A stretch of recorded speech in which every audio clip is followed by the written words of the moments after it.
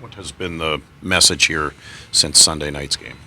We just want 60 minutes of our identity. We didn't have that last game, and I understand that it was back to back and a 3 and 4, and on the road, and it was tough. But I think that we didn't have 60 minutes of what we normally are in our identity, and we talked about it, and that's mainly what we have to do. I think we played a really good game against Montreal on Saturday. Could have gone either way, and against Chicago, I thought we deserved at least 1 point, not one. We played great. So, it's not like it's been 5, 6, 7 games where we look bad, and no, we've looked good. We just lacked a bit of juice and structure and relentlessness in Montreal, and we just got to go back to what we normally do. With Sunday being the exception, your road record has been very good of late. Could this be a good place to be for a game like this? For me, it's not about the past. It's today's today. It's not about a record. It's what we're going to be today, what we are today. We got energy today. We're rested. Had a day off. And we believe that we're going to be better today than we were last game. But it's about today, and it's not about the standings for us. It never has been. It's about making playoffs, getting points, and tonight we're playing a great team that's had a great run, and we're going to have to be at our very best. Is there a update on Mark Stone? Is he skated Yep. at all or anything? Yep, skating. Getting better every day. Yep. So, you're losing your top forward. For big games like that, of course, that has a huge effect for us. But I think that we've got enough guys here that can pull the load, and we've proved it all year because we never had our team once on the ice, and we are where we are right now. So it's up to the guys that are here to compensate for Stoney's absence, and Stoney's good for at least 1 point a game, so somebody else has to come up with one more point. And if you look at that, 1 point would have given us the game against Tampa. 1 point would have at least given us a tie against Chicago. 1 point would have given us the game against Montreal at home.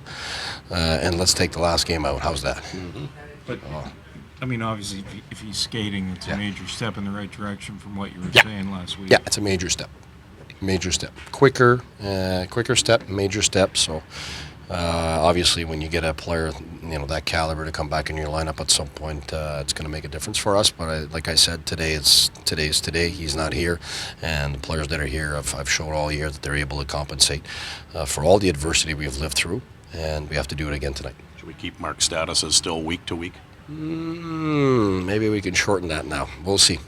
We'll see how today goes and tomorrow goes.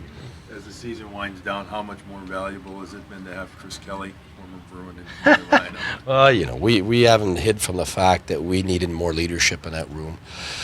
That's the main reason why we went and got Chris. I've learned to hate him. When I was in Tampa, he did everything right, and we knew that he was one of the leaders on this team. And talking to Claude on many occasions, we knew how important he was in this room here, and he was the same in Ottawa before, and he's the same for us now. It's more than valuable because we do have a young group. We don't have a lot of guys that have lived through the playoffs, but I think we were able to gather up a few of those guys. Dion from last year, but that was his first real full year here, so that's huge. That helped Eric's leadership and relieve some of that from his shoulders. Kelly coming in, taking some of what MacArthur's absence has left behind, but also guys like Stallberg coming in, who've lived and won the Stanley Cup and went to another Stanley Cup final. Burrow was gigantic because that's also another guy that's given us that type of experience in leadership. Wingles, who's been to the Stanley Cup finals with, and that was our goal. Our goal is to get better every day. Our goal is to get our organization and our group to grow. And be contenders at some point, and hopefully it goes faster than we can, than we hope. But I think right now that's what's happened this year. Is those guys have made gigantic contributions, and our younger guys and our less experienced guys have enormously learned from that, and it's one of the reasons why we are where we are. Coach, how have you seen Brad Marchand's kind of career develop since the first time that you've seen him? Well, I've seen him in junior, and he was a pest then.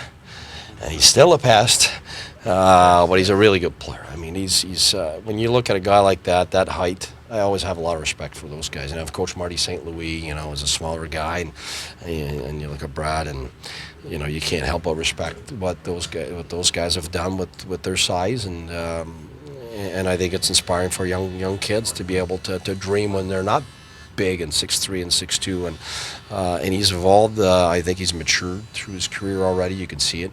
And I mean, right now he's benefiting from all the work and the experience that he's gotten over the years, whether it's here winning or with the Hockey Canada. And you know, am I surprised that he's doing so well in the end? If you would have asked me 10 years ago, maybe to do that well, maybe. But I mean, when you follow his career right now, I mean, it's been steady increase, steady improvement, and it's just his steadiness is really shining now.